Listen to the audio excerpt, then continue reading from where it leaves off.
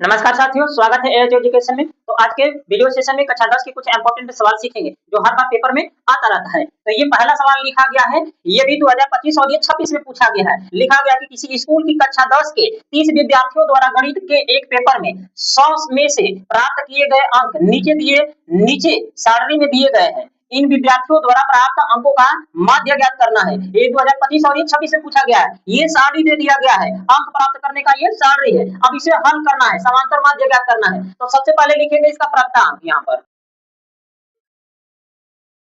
प्राप्तांक को यक्स आई से प्रदर्शित करते हैं और यहाँ पर विद्यार्थियों की संख्या लिखेंगे। विद्यार्थियों की संख्या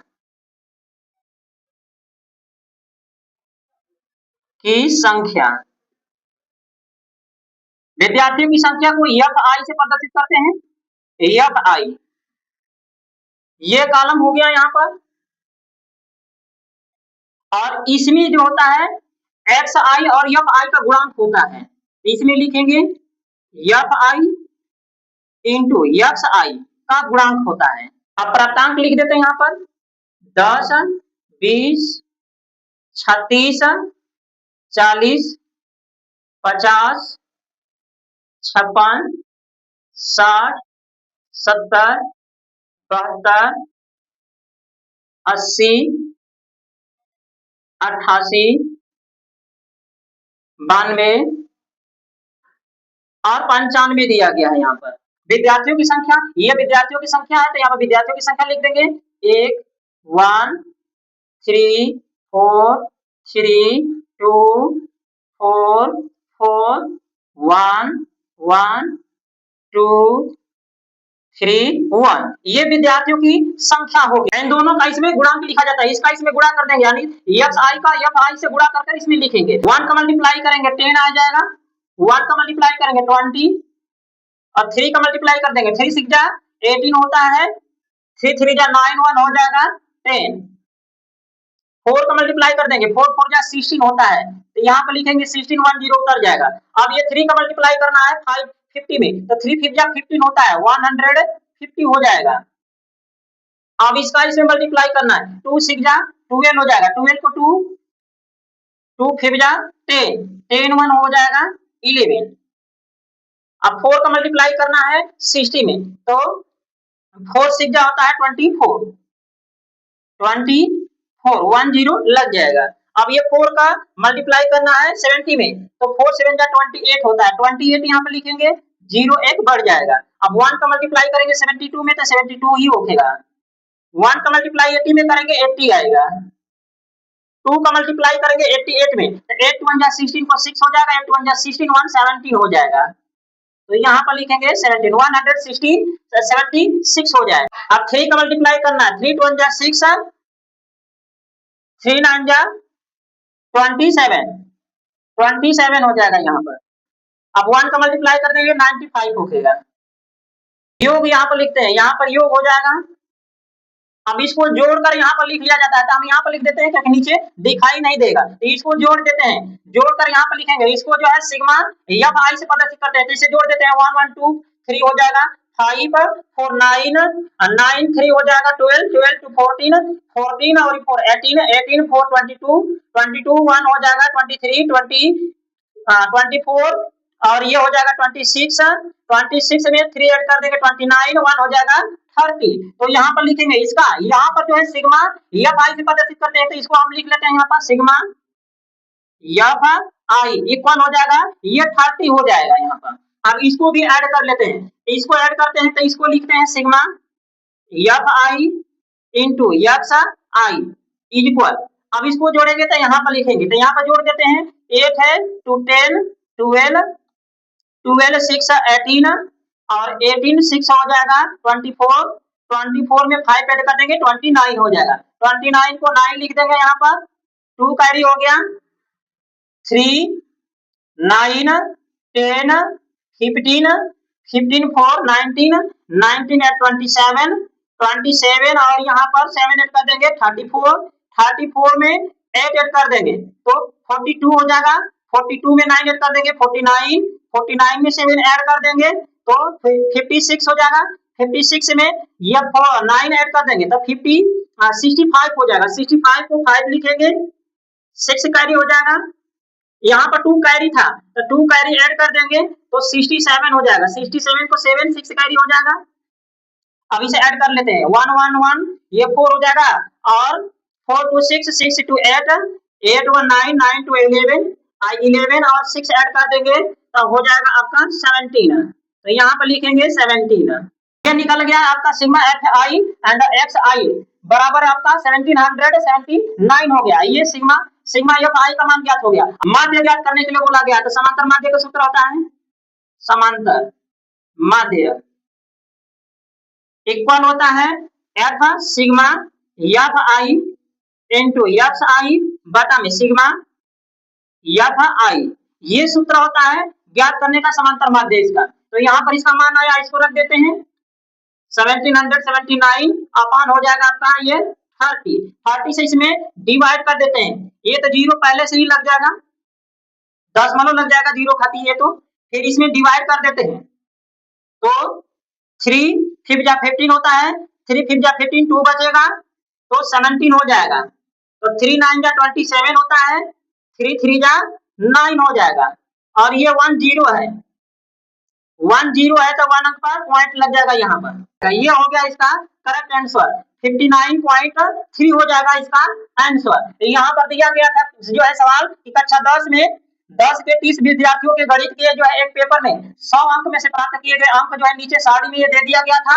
इसका समांतर माध्य ज्ञात करने के लिए बोला गया था 2025 और ये 26 में पूछा गया था। तो यहाँ पर ये सारणी का जो है नंबर जो दिया गया था इसको लिखेंगे, फिर इसके बाद इन दोनों का मल्टीप्लाई करके यहाँ पर लिख देंगे, इसका योग करेंगे तो इसको sigma F I into X I से प्रदर्शित करते हैं और ये विद्यार्थियों की संख्या को योग करेंगे तो यहाँ पर लिखेंगे सिग्मा एफ आई से प्रदर्शित करते हैं। समांतर माध्य का ये सूत्र होता है sigma F I into X I बटा के सिग्मा एफ आई होता है। तो इसका मान यहाँ पर रख दिया हमने और इसका मान जो है यहाँ से हमने ले लिया, इसका भाग दिया तो 59.3 आ जाएगा इसका करेक्ट आंसर। नेक्स्ट सवाल है निम्नलिखित आंकड़ों का समांतर माध्य ज्ञात कीजिए। ये 2025 और ये 26 में पूछा गया। यहाँ पर वर्ग अंतराल दे दिया गया है, बारंबारता दे दिया गया है। अब इसको ज्ञात करना है इसका समांतर माध्य। तो सबसे पहले वर्ग अंतराल यहाँ पर लिख लेते हैं, वर्ग अंतराल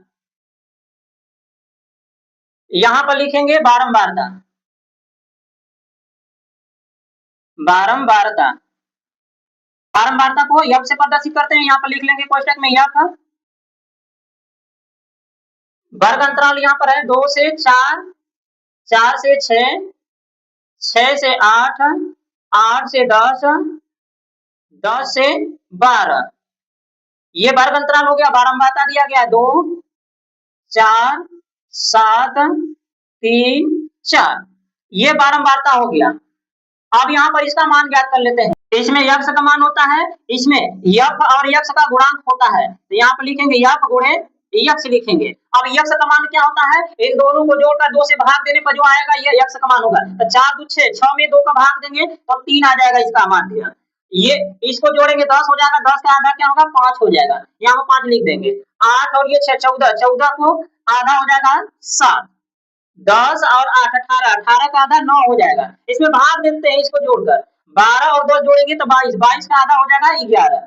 अब इसमें यफ इंटू यक्ष का गुणांक लिखते हैं, इसका इसमें गुणा कर देंगे 6 हो जाएगा, 5 चौका 20 हो जाएगा, 7 बस केवल 7 में पढ़ेंगे 49, 9 3 27 होता है, 27 लिखेंगे यहाँ पर और 11 का टेबल पढ़ेंगे 44 हो जाएगा।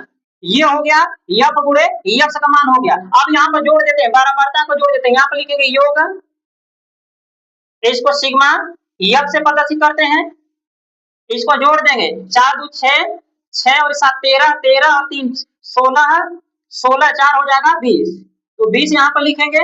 आप इसको जोड़ देते हैं सिग्मा यफ इंटू यक्ष बराबर, इसे जोड़ेंगे तो 9 6 15, 15 7 हो जाएगा 22, अब 22 से 4 हो जाएगा 26, 26 को 6 2 हासिल हो जाएगा, 2 कैरी 4 2 6, 6 और 2 8 और 8 4 हो जाएगा 12, 12 और 2 ऐड कर देंगे तो 14 हो जाएगा, 146 आ जाएगा। माध्य ज्ञात करने के लिए बोला गया है समांतर माध्य। तो समांतर माध्य का सूत्र होता है समांतर माध्य इक्वल सूत्र होता है सिग्मा यफ यक्ष बटा में हो जाएगा आपका सिग्मा यफ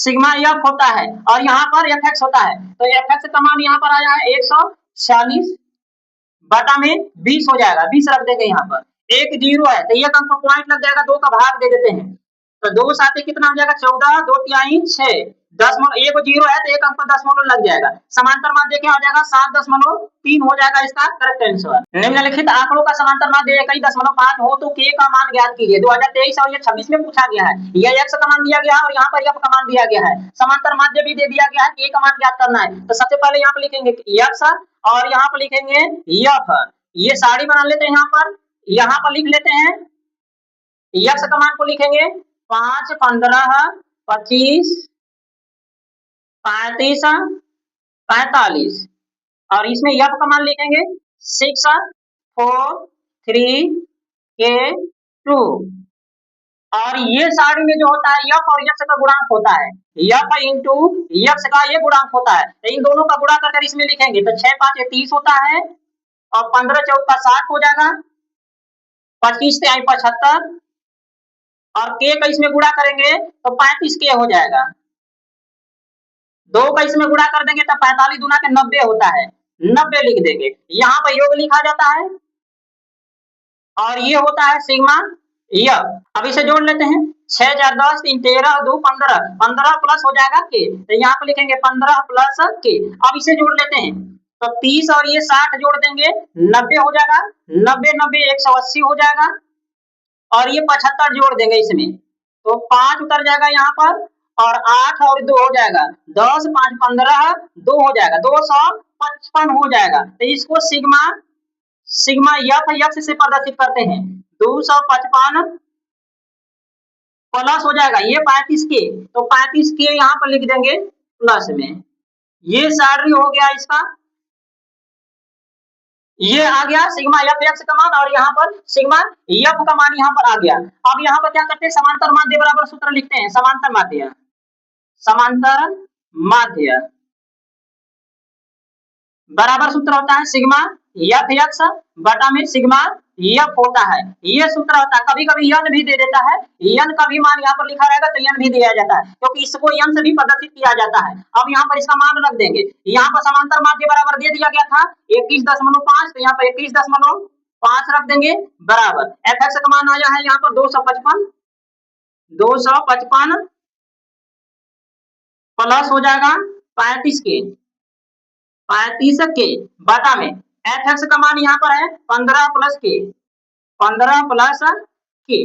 अब यहाँ पर क्रॉस मल्टीप्लाई कर देते हैं, इसका इसमें गुणा कर देते हैं, तो के का इसमें गुणा करेंगे, 15 का इसमें गुणा कर देते हैं तो 15 5 75 होता है, 5 हो जाएगा 15, 15 और 7 जोड़ देंगे 22, 22 को 2 हो जाएगा, 15 दूना के 30 और 2 हो जाएगा 32